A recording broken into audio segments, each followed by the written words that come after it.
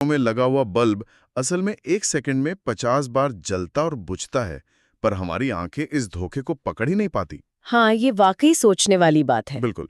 तो ब्रह्मांड की विशालता से लेकर हमारे कमरों को रोशन करने वाले एक छोटे से स्विच तक, इन सबके पीछे एक ही कहानी चल रही है, और वो है भौतिकी, यानी फिजिक्स।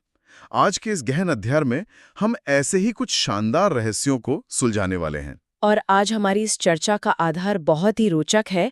हमारे पास बिहार बोर्ड 2026 फिजिक्स के बहुविकल्पीय प्रश्नों यानी MCQs का एक पूरा PDF मौजूद है। अक्सर लोग इन सवालों को सिर्फ रटने के लिए पढ़ते हैं। सही कहा, रटने पर ही जोर होता है। हाँ, पर आज हम ऐसा बिल्कुल नहीं करेंगे। हम इन तथ्यों के पीछे छिपे क्यों और कैसे को समझेंगे, क्योंकि जब आपको, मेरा मतलब है जब किसी को भी विज्ञान का तर्क समझ आ जाता है तो वो एक बेहद रोमांचक कहानी बन जाती है। एकदम सही बात है। तो श्रोताओं, आज का ये सत्र एक विशेष एग्जाम अलर्ट फॉर्मेट में होगा। मैं सवाल नंबर और सवाल पढ़ूंगा और उसके बाद जवाब और उसका सरल कारण समझाने की बारी आएगी।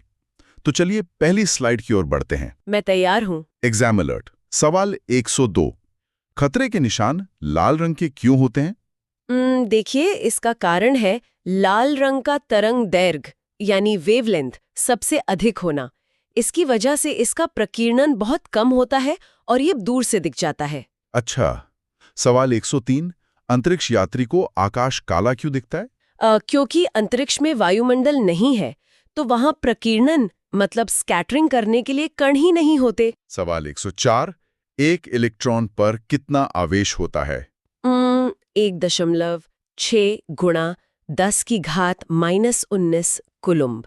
सवाल 105। विद्युत आवेश का SI मात्रक क्या है?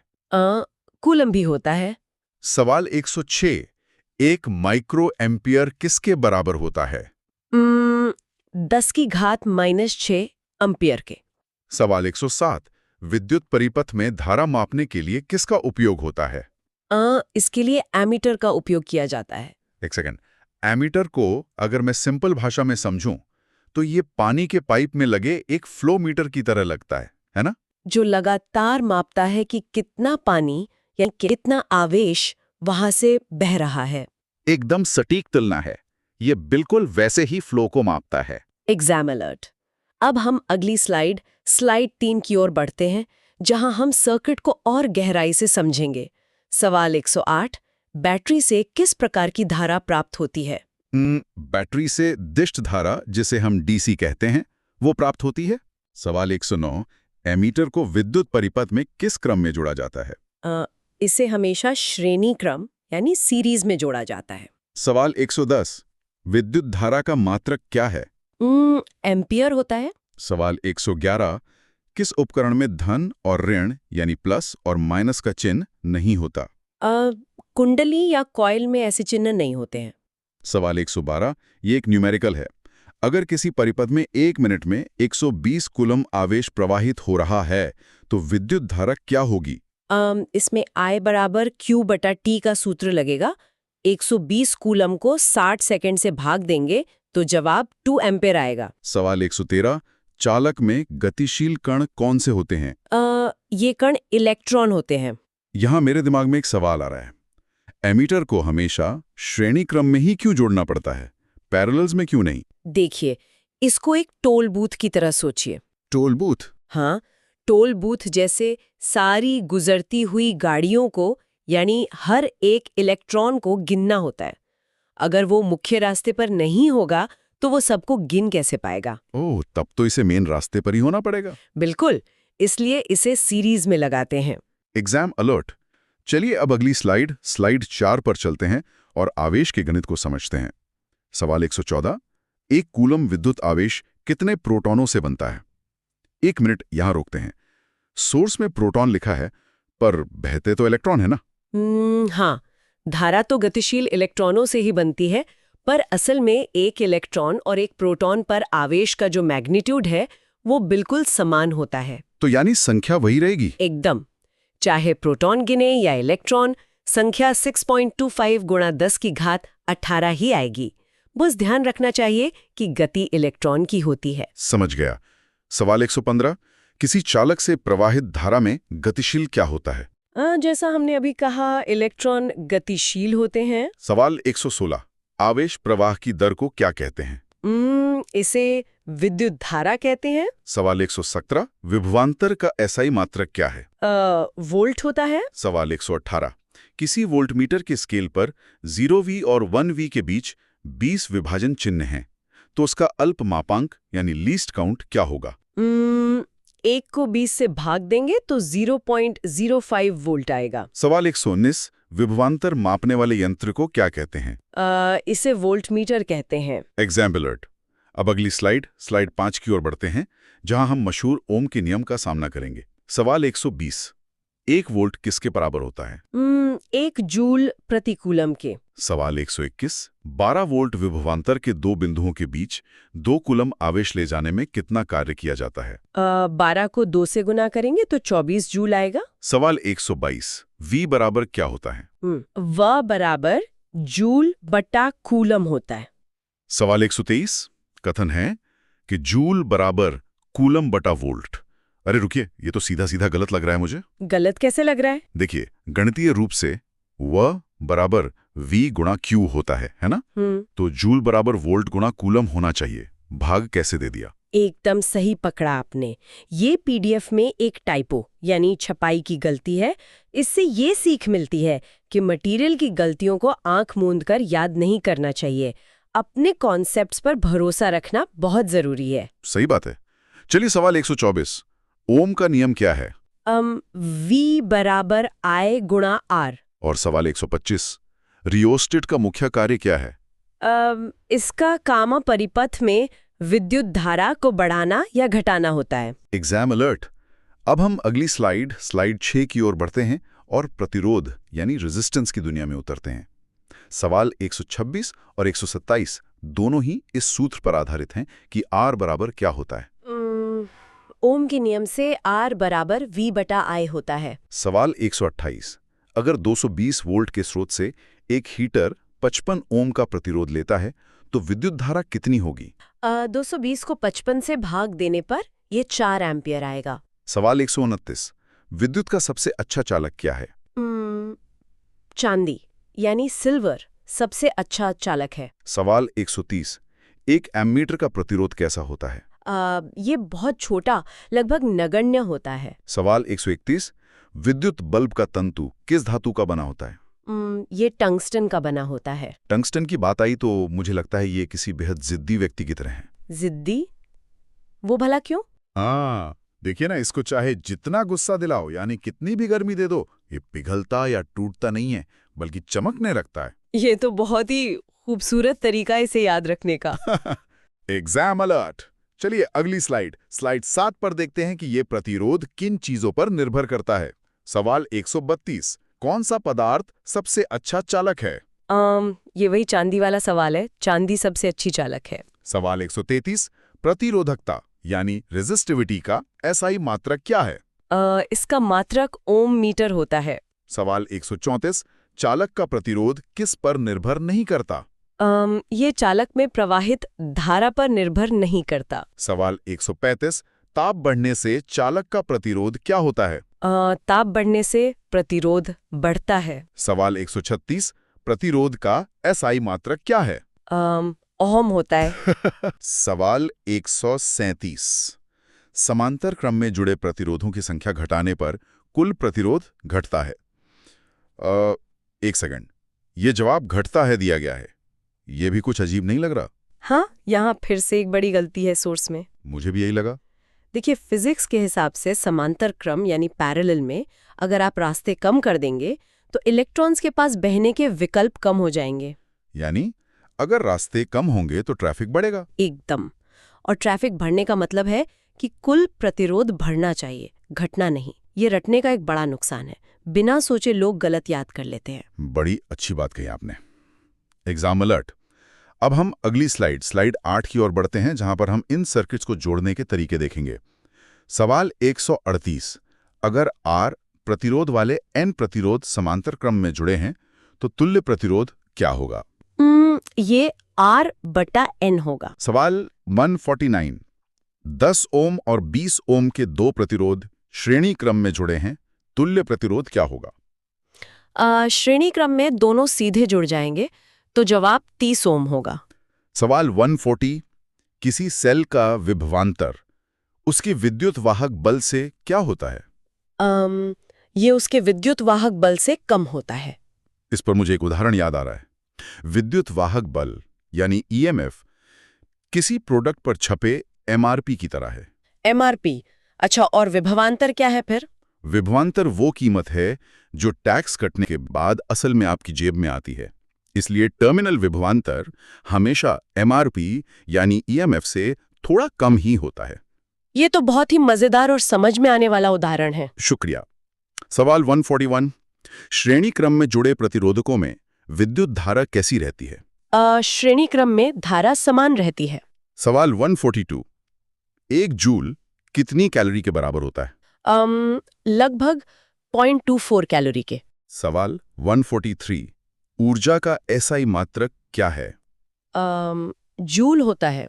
Exam alert. अब अगली स्लाइड 9 पर चलते हैं और देखते हैं कि यही ऊर्जा जब ऊष्मा यानी हीट बन जाती है तो क्या होता है। सवाल 144, विद्युत फ्यूज किस प्रभाव पर कार्य करता है?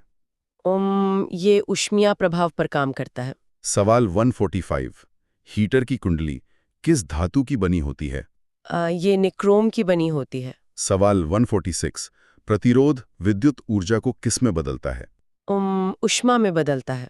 सवाल 147, ऊर्जा का व्यापारिक मात्रक क्या है? किलोवाट घंटा, जिसे हम यूनिट भी कहते हैं। सवाल 148, हाइड्रो शब्द का अर्थ क्या है? इसका अर्थ जल यानी पानी है। सवाल 149, विद्युत शक्ति का मात्रक क्या है? वॉट होता है। यहां मुझे थोड़ी हैरानी होती है। देखिए, प्रतिरोध असल में करंट के रास्ते की रुकावट है, एक तरह की खामी है ना? हाँ, बिल्कुल। पर इंसान का दिमाग देखिए, हमने उसी खामी का फायदा उठाकर हीटर और फ्यूज जैसे जीवन रक्षक और उपयोगी यंत्र बना लिए।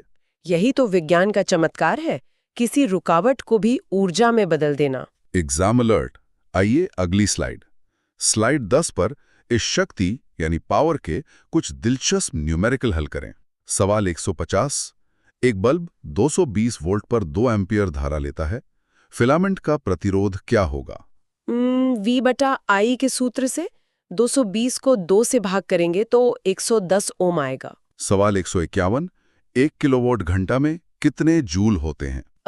3.6 गुणा 10 की घात 6 जूल। सवाल 152, 100 वॉट और 250 वोल्ट के बल्ब से कितनी धारा प्रवाहित होगी? P/V से 100 को 250 से भाग देंगे तो 0.4 एम्पियर आएगा। सवाल 153, यदि 220 वोल्ट और 100 वॉट के बल्ब को 110 वोल्ट पर चलाया जाए तो शक्ति कितनी होगी? सोर्स कहता है 50 वॉट, लेकिन रुकिए, यहाँ रुकना जरूरी है। हाँ, P = V²/R का सूत्र लगता है। वोल्टेज 220 से आधी होकर 110 हो गई तो शक्ति आधी हो गई या 1/4? वोल्टेज का वर्ग यानी स्क्वायर होता है तो आधी का वर्ग 1/4 होगा, यानी 100 वॉट का 1/4 25 वॉट होना चाहिए। एकदम सही, लेकिन पीडीएफ में तो 50 वाट दिया है, जो कि गलत है। सवाल 154, कौन सा सूत्र विद्युत शक्ति को निरूपित नहीं करता? IR² गलत सूत्र है, सही सूत्र I²R होता है। सवाल 155, 1 वॉट किसके बराबर है? 1 जूल प्रति सेकंड के। Exam alert. परिपथों से बाहर निकलकर अब हम चुंबकत्व यानी मैग्नेटिज्म के जादू की ओर अगली स्लाइड 11 पर बढ़ते हैं। सवाल 156, 1 किलोवाट घंटा बराबर होता है। यहाँ तो पीडीएफ में उत्तर की जगह खाली छूट गई है। चलिए मैं इस रिक्त स्थान को भर देती हूँ। 1 किलोवाट घंटा असल में 1000 वॉट घंटा या 1 यूनिट के बराबर होता है। सवाल 157, दक्षिण हस्त अंगुष्ठा नियम किसने दिया था? भीतर क्षेत्र सभी बिंदुओं पर समान रहता है। सवाल 159, फ्लेमिंग के वाम हस्त नियम में अंगूठा क्या दर्शाता है? अंगूठा बल की दिशा यानी फोर्स दर्शाता है। सवाल 160, जब प्रोटॉन चुंबकीय क्षेत्र में मुक्त रूप से गति करता है तो क्या बदलता है? उसका वेग और संवेग बदलता है। सवाल 161, पश्चिम की ओर प्रक्षेपित धनावेशित कण उत्तर की ओर विक्षेपित होता है, चुंबकीय क्षेत्र की दिशा क्या होगी? ये ऊपरी मुखी यानी अपवर्ड होगी। Exam alert. अगली स्लाइड स्लाइड 12 पर हम देखेंगे कि चुंबक से बिजली कैसे बनाई जाती है। सवाल 162 विद्युत उत्पन्न करने की युक्ति को क्या कहते हैं? इसे जनित्र या जनरेटर कहते हैं। सवाल 163 जनरेटर किस सिद्धांत पर आधारित है? ये विद्युत चुंबकीय प्रेरण यानी ईएमआई पर आधारित है। सवाल 164 जनरेटर की कुंडली में धारा की दिशा कब बदलती है? हर आधे परिभ्रमण के बाद बदलती है। सवाल 165 लघुपथन या शॉर्ट सर्किट के समय विद्युत धारा पर क्या प्रभाव पड़ता है? धारा बहुत अधिक बढ़ जाती है। सवाल 166 घरेलू आपूर्ति में अल्टरनेटिंग करंट की आवृत्ति क्या होती है? ये 220 वोल्ट और 50 हर्ट्ज होती है। यहाँ 50 हर्ट्ज का मतलब है कि हमारे घरों का बल्ब 1 सेकंड में 50 बार जलता और बुझता है ना? हाँ बिल्कुल, पर ये इतना तेज होता है कि हमारी आंखें इसे पकड़ ही नहीं पाती। कमाल है। सवाल 166 आपूर्ति वायरिंग में तार के रंग क्या होते हैं? लाल रंग गर्म तार का, काला ठंडे का और हरा रंग अर्थ के लिए होता है। फ्यूज दुर्घटना और शॉर्ट सर्किट से बचाता है और ये भी लाइव तार में ही जुड़ता है। सवाल 171 फ्लेमिंग के वामहस्त नियम में तर्जनी यानी इंडेक्स फिंगर क्या दर्शाती है? ये चुंबकीय क्षेत्र की दिशा दर्शाती है। सवाल 172 विद्युत मोटर क्या काम करती है? ये विद्युत ऊर्जा को यांत्रिक ऊर्जा में बदलती है। और सवाल 173 जनरेटर क्या करता है? ये ठीक उल्टा करता है, यांत्रिक ऊर्जा को विद्युत ऊर्जा में बदलता है। यहाँ देखा जाए तो मोटर और जनरेटर असल में एक ही सिक्के के दो पहलू हैं। क्या कहती हैं? एकदम, एक को बिजली दो तो वो घूमता है और दूसरे को घुमाओ तो वो बिजली देता है। Exam alert. चलिए हमारी आज की अंतिम स्लाइड 14 की ओर बढ़ते हैं। सवाल 174 विभक्त वलय यानी स्प्लिट रिंग किस मोटर में दिक् परिवर्तन का काम करता है? ये विद्युत मोटर में लगता है। सवाल 175 विद्युत चुंबकीय प्रेरण की खोज किसने की थी? इसकी खोज फैराडे ने की थी। सवाल 176 डायनेमो क्या करता है? डायनेमो भी यांत्रिक ऊर्जा को विद्युत ऊर्जा में बदलता है। सवाल 177 डायनेमो से कैसी धारा प्राप्त होती है? पीडीएफ के अनुसार डायनेमो से दिष्ट और प्रत्यवर्ती दोनों धाराएं प्राप्त होती हैं। सवाल 178 कोयला कैसा संसाधन है? कोयला एक अनवीकरणीय संसाधन है। और आखिरी सवाल 179 डीजल का उपयोग कहाँ होता है? इसका उपयोग भारी वाहनों, रेल और विद्युत उत्पादन में होता है। चाल जनरेटरों तक का सफर तय कर लिया। बिल्कुल, यही इस विश्लेषण का उद्देश्य है। एमसीक्यूज केवल रटने के लिए नहीं है। जब हम क्यों और कैसे समझ लेते हैं तो विज्ञान एक याद रहने वाली कहानी बन जाता है और यही एक सच्चे सीखने वाले की पहचान है। एकदम सही। श्रोताओं, अंत में मैं एक विचार छोड़ना चाहता हूँ। सोचिए, अगर भविष्य में वैज्ञानिक कमरे के तापमान पर काम करने वाला कोई ऐसा सुपर कंडक्टर बना लें जिसका प्रतिरोध 0 हो, तब क्या होगा? ये तो एक सच में क्रांति होगी। हाँ, क्या हमारे घरों के हीटर काम करना बंद कर देंगे क्योंकि उन्हें गर्म होने के लिए रुकावट ही नहीं मिलेगी? क्या बिजली के बिल अचानक आधे हो जाएंगे? इस पर वाकई सोचने की जरूरत है। तो बस इस दिलचस्प सवाल के साथ हम आपसे विदा लेते हैं।